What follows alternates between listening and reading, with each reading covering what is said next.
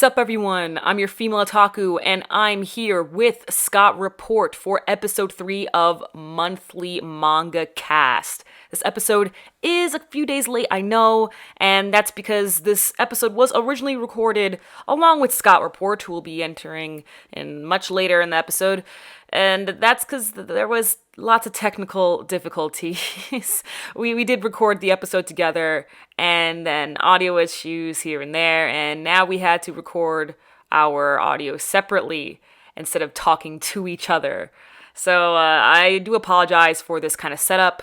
This episode was already shorter in the first place, but since I already got my thoughts up and out of the way the first time I recorded, it might be even shorter than that. But there are going to be timestamps in the description and in the pinned comment, so you can skip over to whatever manga you're interested in. This time around, we'll be talking about My Hero Academia, our overall thoughts on Time Paradox Ghostwriter. We're skipping Kowloon Generic Romance this month because there weren't any new chapters. And finally, Scott Report will be taking over One Piece. So please drop your manga recommendations in the comments, because I do want to add a new manga to the lineup since we can't always rely on Kowloon Generic Romance. And Time Paradox Ghostwriter is over. I know there is a couple of new series out right now, like we have Phantom Seer, Jujutsu Kaisen I was interested in reading, but we do have the anime, so I am going to finish the anime first before I consider reading the manga. And finally, there's a Chainsaw Man, which I was told is a psychological, and I love psychological. And it's in Shonen Jump, so we got a psychological shonen. Ah, God, love that, really do. But yeah, feel free to listen to this podcast on your leisure, whether it be in breaks or when on your way over to work or whatever. It's here, we ain't going nowhere. But with all that said, let's move on to our first manga, and that is My Hero Academia. So, funny enough, I recorded this a week before chapter 285 came out. So, like the original recording when I was talking with my buddy Scott, this is before chapter 285 came out. But now that chapter has come out, I can talk about it. And oh boy, that's Horikoshi really said Bakugo with that one. I've been waiting to say that all week. I'm sorry. My God. Okay, I know I'm jumping ahead here, but it's the first thing on my mind. Freaking Bakugo has gotten so much development, which is incredible. Bakugo is my second favorite character in Boku no Hero, first being Todoroki, of course. And just the way how Bakugo, in the previous chapter before that, so chapter 284, he recognized that what he did to Deku was awful. He realized why he became the person he was, so with like a huge ego and everything, believing that he's the best and stuff, and how he took everything out on Deku. He realized that. He blatantly said, hey, I bullied him. Like, he confessed to All Might. And I'm like, oh, Bakugo! Like, wow, I was not expecting that, but I'm actually really proud of the boy for admitting that. There's a lot of people out there who bullied people in the past and don't even realize it. They just did not know that that's what they were doing. I know, I've come in contact with the people who've bullied me in the past. Quick slow backstory, I guess. I was bullied all throughout elementary school. And a few years back, I ended up running into one of my bullies, and he just treated me as if we were friends. And even on my private Instagram account, all the old people that I went to school with back in elementary school, that they all bullied me and stuff, and they follow me and like all my pictures and like comment on like so many nice things, and I'm just all like, do you not realize what you guys did to me every single day? So it meant a lot to me that Bakugo recognized what he did. And not only that, he's starting to understand his actual relationship with Deku. And that is, of course, friendship. And I know the Baku Deku shippers are like going to attack me for that. But like, hey, please, I'm just calling out what I see in the manga. Please do not attack me. You are free to believe what you will. All right. Because Bakugo, even he treats his own friends kind of shitty. but they'll still stick up for him. Like, Kirishima, of course, that's the biggest example. Then you have Denki, like, they love him, but Bakugo still treats them like crap, always yelling at them. And he probably will still yell at them because he's a hothead. But with Deku in that moment, he felt like he needed to protect him. He said at that moment his body moved on its own. And my jaw dropped. Could not believe that, honestly. Like, there was a time when Bakugo just wanted to smash Deku's face in, and I guess technically he did. Quite a few times he did. He's always saying how he's gonna blow everyone's ass up into the sky. But for once, in this life or death situation, Bakugo went for it. He took the hit. Speaking of taking the hit, my God, Endeavor, actually admitted, he was like, whoa, that blast didn't kill you? And I was like, Endeavor, did you just admit that you were going to kill someone? No one's talking about that. I'm just like, hey, these guys are heroes, and we all know heroes are not allowed to kill. Otherwise, I'm sure there would be plenty of villains in the past that they would have, absolutely murdered right on the spot. They totally would have murdered Stain after all the people he's killed and injured. But they didn't kill him. Why? Because, they're heroes. Same thing with, All For One. He's been around for how long? Over a century, that's for sure. And he's still alive and well, sitting around, being comfy over at Tartarus. So, the fact that Endeavor was like, I can't believe that didn't kill you. I was like, bro, Endeavor, are you allowed to say that? Are you allowed to even think that? It was so funny because I've been talking to my friends about this for so long. It's like my friend, shout out to my buddy Christina. She's just like, hey, how come they just don't kill them? And I'm like, Christina, they're heroes. They're not allowed to kill. We don't talk about Hawks, okay? Hawks is a different story because we know about his training with the Hero Commission and stuff. So he's different. Everyone else though, they're not allowed to kill. Even if they have the ability to, they are not allowed to kill. That is just the general rule of thumb that everyone knows when it comes to being a hero. No matter what medium, Except for The Boys. If you watch the TV show The Boys, we're not going to get into that. But I was just like, bruh, wow. But you know what? Freaking Bakugo went up in there. He had a plan. He was like, hey, yo, Todoroki, you cool off Endeavor. And Endeavor, I'm going to need you to blast Shigaraki's ass sky high. And he's just like, well, okay. And Shigaraki's still standing. I gotta say, man, everything's just going to shit right now. Honestly, though, this arc, everything is going down with this arc. It's been a meme for, I swear, the past, year and a half now about how, oh, Bakugo's gonna die.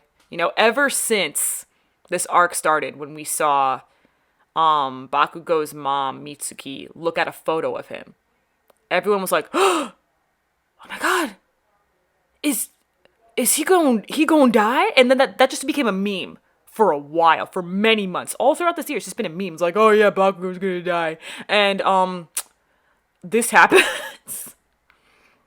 It just kind of makes you think back to when Horikoshi admitted that the movie that came out earlier this year, what was that, Heroes Rising?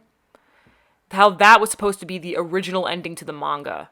How Bakugo was instead going to fully inherit the powers of One for All, and he'll become the number one hero, But he decided to change it, and kept that idea for the movie instead. So this is what he changed it to, huh? He's like, instead, why don't we let Bakugo. I had to bring it back, I'm sorry. No, I'm not. I'm not sorry. Other stuff that happened within this past month, Gigantomachia has made his way up into the town. So while everyone else is still focusing on Shigaraki, which rightfully so, we do have Gigantomachia still carrying the rest of the villains. You know, he has Compressed Toga, Dobby with Spinner too, I think. He's carrying them all, and he's just running and destroying everything in his path all throughout the next suburban town. And the people are there. My God.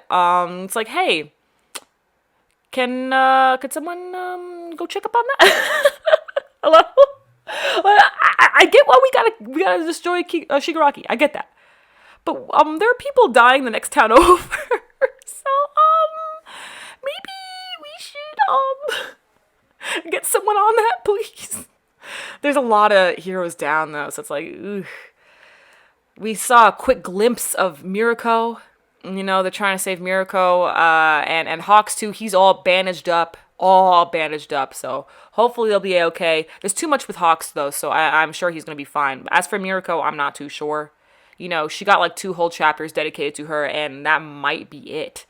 I'd hate that, because she's awesome. My lord, please don't kill her off.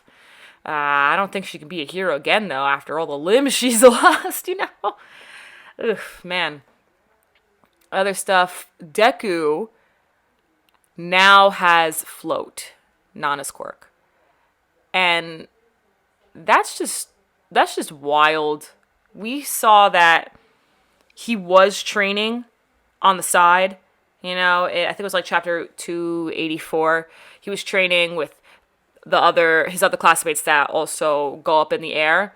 And that was a way for him to start learning how to use Float. So it wasn't just an up and about new thing that just popped out, which is what I thought at first. Because he just learned how to control Black Whip and all of a sudden he has Float and can control it super well. I was like, bruh, that can't be right. But then we found out that, oh no, he was training on the side. Like, it's good. He knows how to use it.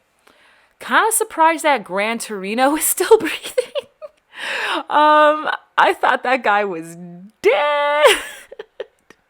Like, it's probably gonna be how they did with Night Eye, and he's just gonna be like, All Might, take care of Deku or live on with the memory of Nana.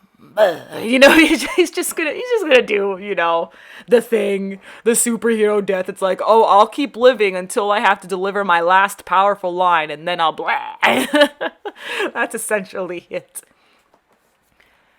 And there was one more thing that I wanted to discuss. It was in my head, and now I lost it. What was I going to say? I don't remember. Oh my god, no, freaking, can I just say, I love the Daquan memes going on. Because Deku came around with an afro, and they're like, yo, Deku, what's up? And he's just all like, oh, you know, Bakugo's just beating the crap out of me. And then from there, everyone's like, yo, Deku's Blasian now. His name is Daquan. I can't. I'm wheezing. That is so funny. My god, that is the best. That is one of the best memes to come out of Boku no Hero, and I hope it happens again when the anime comes around. It's so funny. One thing before I forget. Freaking Shigaraki, when he was fighting Deku, at one point, he just practically splits in half.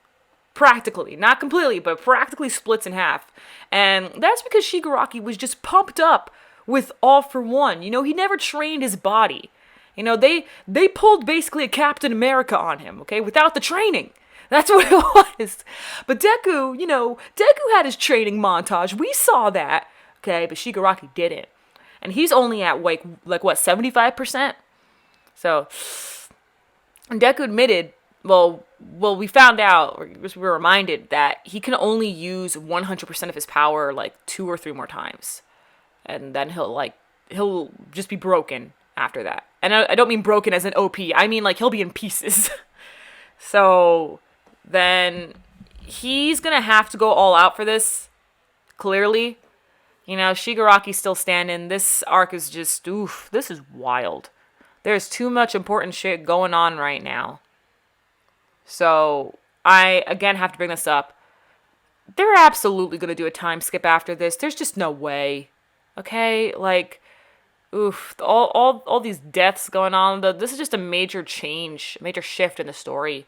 I don't even know if Shigaraki will continue to become will continue to be the main villain after this arc. He might just have to die, or he'll just be locked up in Tartarus. Not too sure. But since Endeavor was trying to kill him, perhaps their goal is just like, hey, just this once. Let's kill this mofo. That is wild. Please let me know what you think about that. That's just, whew. Just so much is going on. Incredible. All right, with that, let's move on to Time Paradox Ghost Rider. Now, the final chapter came out this past month. And it's sad. Honestly, there is just so much potential, but it was cut off before it can truly get started. What was that, 14 chapters? And things just started feeling rushed right after the first couple of chapters. I'd say around like chapter 5-ish, maybe chapter 6. Things started getting rushed. There's so many questions left unanswered, like about Mirai the robot, stuff about the old guy. And the last chapter just doesn't make much sense, but of course, when you are cut short, there's only so much you can do. So the mangaka's hands were tied. And it's a shame. There was certainly a really interesting story to be fleshed out, and I was really eager to read it. Me and so many other people who don't even read that much manga hopped on this because it was just so interesting right from the get-go. But it just got pulled from under us, honestly. So I really hope the mangaka is able to find work, and same with the artist too. The artist, oh my gosh, I love the art, and it sucks that we only got one color page, and that was just when the first chapter came out. It's a shame. I'm gonna say that a lot, but it is a shame. So with the final chapter, again, it doesn't really make much sense, but we have Sasaki, finally leaving the paradox, you could say. Time is moving again, even though he's been standing still in time for 30-something years. And he's officially been able to make the perfect manga that everyone can enjoy. Which I hate, because it seemed like the overall message was going to be, hey, you can't please everyone. Don't try to please everyone. Do this for yourself. That seemed like what this was going for. But it didn't in the end. In the end, Sasaki did create the perfect manga, and he was only able to do that because he had literally all the time in the world. So then, even more ridiculous, he gives the completed manuscript to Itsuki. And after reading it, she decides to give up on her dream. Which makes no sense. Because we saw right from the get-go that this girl was determined no matter what. It doesn't matter what you threw at her. She was going to complete her goal. And that was to make the perfect manga for everyone to enjoy, even if it kills her. And as we know, it does. It does kill her multiple times. But with this one perfect manuscript, she's just like, wow, I'm going to give up on my dream, and instead I'm just going to make manga for me. Like, that makes no sense. That's such a huge character change. It's not like her at all. That's not development. That's just something that's not development. It just happened. It just happened for the sake of happening. And it sucks, because again, I know why it had to be this way. We all do. It's because the mangaka didn't have time. He didn't have time to flesh everything out. This definitely wasn't the ending he wanted. I know that. We all know this. And it pisses me off. I'm sorry. I'm getting angry. But it's not fair. It really isn't. I heard that the reason why the manga was cut short is because people weren't reading it. Obviously. But why weren't they reading it back in Japan? And it's because of plagiarism.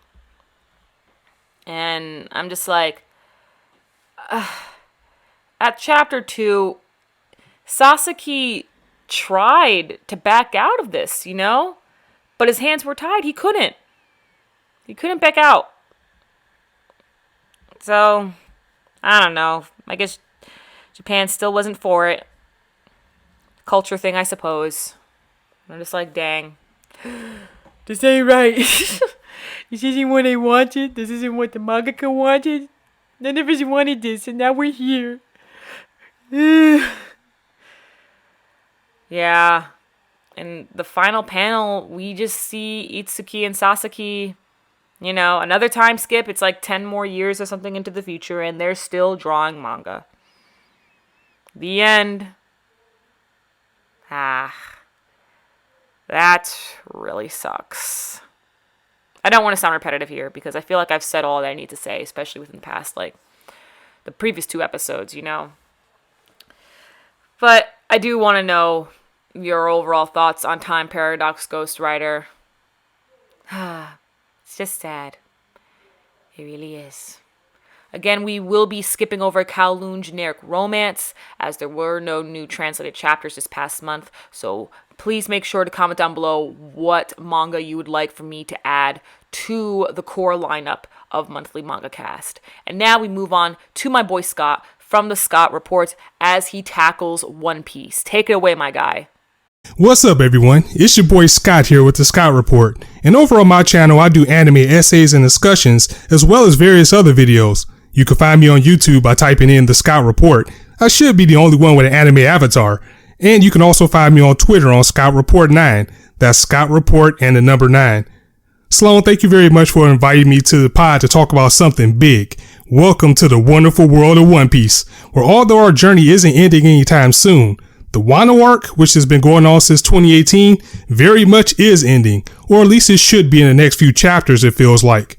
There's been a lot of setup this month and only 2 chapters, but we did get one hell of a big hero moment in chapter 989, which was the first time we've seen all the Straw Hats in one place together since the time skip. Or should I say all the Straw Hats together, including Jinbei, a former warlord and the Fishman pirate captain, and also a fan favorite, and he is now known to the world as a member of the Straw Hats. So if you want to go off technicality, this is technically the first time we've seen all of them together with a Jinbei in the same spot with the same objective. Jinbei made a promise to Luffy long ago that he would join the Straw Hats, and he's finally cashed it in not too long ago.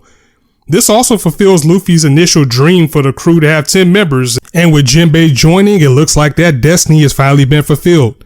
I still think we'll get one more member in Carrot. She's the rabbit girl that everybody's been raving about. She's been with the crew for a very long time on our quest, and I can see her sticking around after the older minks give her the blessing to go out and see the world. Go ahead and become a part of history of what the crew is going to find in One Piece. The Straw Hats also have a very big win under their belt with Jinbei and Robin at least subduing Big Mom. She'll be back, of course, but with a big threat as big as that being off the board, that gives them a little bit of leg room for Luffy and Zoro to go help Kinemon and the rest of the legendary samurai take down Kaido, the central threat of this arc, and arguably the strongest of the 4 Yonko, or the 4 Emperors, or whichever translation you're comfortable with. Then there's Shanks. You'd have to deal with him when you're talking about the Yonko. Last we saw Shanks, Oda was trying to put a little bit of shade on him by having him make a deal with the government. I think that deal is either going to be either to protect Luffy or for something shady for his own means. I really don't want Shanks to betray Luffy. I mean, that would be very heartbreaking, especially for someone who inspired Luffy and even gave him the Straw Hat and set him on a journey to begin with. It would be good literature, but if he turns out to be evil, I'm just not going to know what to do with myself. But I like him ending up helping Luffy take down the Yonkos overall, especially the 4th that we need to mention, which is Blackbeard, who is basically the end game of One Piece. Blackbeard is already broken with his black hole ability, and he has the ability of Whitebeard as well. So with him having 2 abilities, I mean, a black hole ability mixed with the ability to crack the earth and make earthquakes. I mean, come on, that is broken. And for someone as vile as Blackbeard to have both of those powers, yeah, that's definitely endgame-ish. Sorry if I'm getting off topic here, but it's just so much going on in this story, and it finally seems like, at the very least, we're heading towards the final arc, if not the finale sometime soon. It could still be about 5 years though. Don't get too comfortable. The second chapter this month was more along the lines of a setup battle between the Minks and the Samurais going against Kaido in his dragon form, and everybody else against the artificial giants that Kaido had created. But the biggest surprise was X-Drake, one of the worst generation, deciding to help Luffy. At this point, they might as well just align with Luffy. I mean, pretty much all of the supernovas has gave him his blessing, and they decided to help him in his alliance. So at this point, they might as well all just become one and help Luffy become the Pirate King.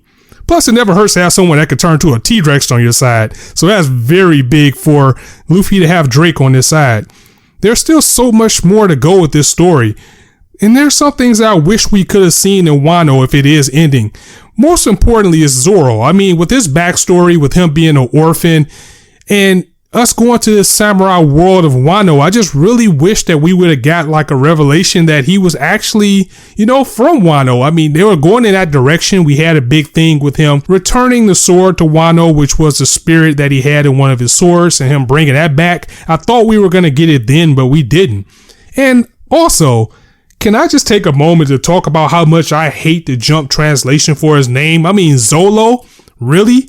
I know we couldn't do it because of 4Kids, and 4Kids called him Zolo because it was his contract thing about Zoro. But come on, 4Kids is dead. We can call him Zoro now. So how come Viz decided to just keep his name as Zolo instead of Zoro? I don't know. It just kind of irritates me. I don't know about you guys. I just had to get that out. I mean, I had so much promise for Zoro, and don't get me wrong, Zoro has definitely gone in the Wano arc, but I just kind of hope that we would have got that backstory on him besides what we got so far about him. It would just really been nice to see that this is where he was from all along. And if you've been on the journey for One Piece since the beginning, you know one thing that Oda prides himself on is being a fan of the long game and his world building and storytelling. I mean, this man literally ties in things that go all the way back to the first and second arcs of the story. Some of the downsides to that, though, is that he skips a lot of fights. I mean, there is literally a battle going on at the World Conference with all the world powers right now that we need to get back to. I mean, what happened with, with Sabo? What's going on with Vivi? Are they alive? Are they captured? Last we heard about Dragon, he actually got wrecked by Blackbeard and his pirates, which I don't believe is true, which I think is a media cover up. We just need to get back to that story. We need to find out who got wrecked and who didn't, especially with the government deciding to take the fight to the warlords after they decide, pirates are pirates and we don't need their help anymore. A lot of these Marines are going to get murked. The thing that's sad about that is that some Marines are actually pretty good and we actually care about. Like me personally, I care about Garp, who is Luffy's grandfather. If there is Colby, he's out there and he's about to go against Boa Hancock, which isn't going to end up good. But with him being trained by Garp, I don't know, he might surprise us. I don't think he's going to win, but you never know. He might surprise us. We got anybody going after Mihawk is going to get done. I just want to get back to that and what Oda does. And he also did this in the Wano arc when we had the Basil Hawkins fight versus Law, is he just completely skipped the battle. Now we might get back to it later. We might hear about what happened, but a lot of times we just don't see what goes on. And as long as the story's been, you got time to cover it, but at the same time, you might not. It's just hard to believe that One Piece is actually ending. Oda did mention in an interview not too long ago that One Piece is probably about 75% complete. Well, with this series, we still have a long way to go either way.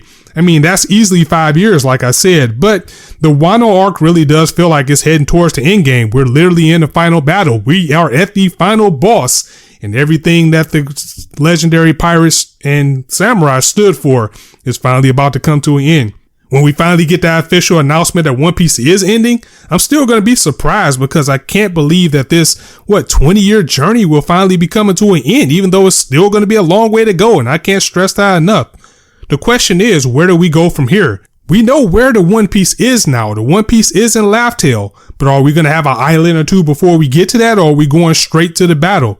Or what lies ahead after that? There's still so much in this world to uncover, and we really just scratched the surface because when we got to the 2-year time skip, Oda said that was only the halfway mark of One Piece. There's still things out there to be found, such as the ancient relics, as well as, the polyglyphs and things like that. So it's still a lot out there to dig up. But at the same time, we know where the One Piece is now. We know the final island. It's just going to be the journey of getting there. and this journey has been nothing but fantastic. Again, this was a very slow month, especially with One Piece only coming out once every other week. We're only getting about 2 chapters a week. Most of the chapters this month was build up. I think next week we're really going to go in once we get back to it because we have a battle on our hands. But you can never say that One Piece is dull. You really can't, as it has been a fantastic journey the entire time. And I'm glad that I've been a part of it. I know it's very hard for people to get into it this late. So needless to say, if you've been listening to this, you probably got spoiled on like everything about One Piece. As just in the Wano arc alone, so many revelations got blown up. But I can't say I've loved every minute of it, and I can't wait to see where it goes next. So thank you for listening to me on this today. Sloan, once again, thank you again for inviting me to talk about One Piece. And once again, this is your boy Scott. You can find me on YouTube at The Scott Report, or you can find me on Twitter on Scott Report 9. It's been a pleasure being here. It's your boy Scott signing out. I'll catch you guys later. Awesome. Thank you so much, Scott, for coming on to this month's episode of Monthly Manga Cast. Make sure you all check out the next episode of Monthly Manga Cast, episode 4, which will be out on October 30th, the Friday right before Halloween. So that'll be epic. We got so many awesome chapters to get through. Oh my gosh, I'm super excited to see what else is coming up. And of course, the new manga that you guys want me to read. One last time, please make sure you leave your suggestions, recommendations in the comments. And make sure you also leave a like if you want more episodes to come out. We've been doing fairly well so far with Monthly Manga Cast. You know, some episodes get more views than others, but it is to be expected. So yeah, just let me know also if you guys have been enjoying this series as well. You know, we're only on episode 3. But I do enjoy making these, and it's great to just talk about manga. You know, there's not that really any manga podcasts around. You know, they're all on anime. I mean, hey, I would know. I'm on a podcast called Isekai wa Podcast. Yeah, you know, it is what it is. Of course, don't forget to subscribe to Scott from the Scott Report. And I also want to give a very special shout out to Giovanni Herrera for donating to my Patreon. If you'd like a very special shout out in the next video stream or what have you, then please click on the Patreon link in the description to donate, as well as links to my social media. I'm your female otaku. Sayonara.